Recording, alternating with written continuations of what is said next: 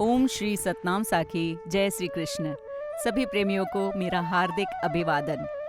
परम पूज्य सद्गुरु स्वामी शांति प्रकाश जी महाराज के प्रेरणा से उनके प्रसिद्ध सत्संग वर्खा में कहे हुए प्रसंग हम आपके लिए प्रस्तुत कर रहे हैं यूट्यूब चैनल सत्संग वर्खा में।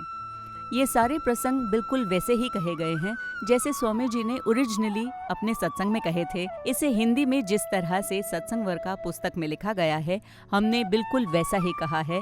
हमने इसमें किसी भी प्रकार से अपनी ओर से कोई भी एडिशन नहीं की है। हमारी यही कोशिश है कि आज की यंग जनरेशन और आने वाली पीढ़ी को भी हमारे परम पूज्य सद्गुरु महाराज जी के प्रवचनों का लाभ मिले तथा उनके बताए हुए मार्ग पर वे सब चलें, जैसे उनके जीवन में सद्गुरु महाराज की कृपा, विश्वास, प्रेम और भक्ति उत्पन्न हो। इस चैनल को सब्सक्राइब करके आप प्रतिदिन स्वामी जी के सत्संगों का लाभ उठाएं और अपने बच्चों को भी प्रोत्साहित करें, उन्हें इनकरेज करें।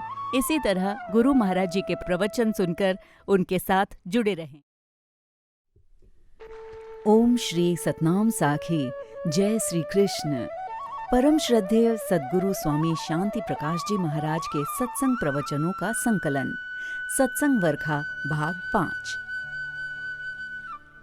स्वामी जी ने एक दिन अपने सत्संग में कहा, देखो, आप लोगों में एक रिवाज है कि जब आप एक दूसरे से विदा लेते हैं तो क्या कहते हैं कि भाई, यदि हमसे कुछ भूल चूक हो गई हो तो आप हमें क्षमा कर देना।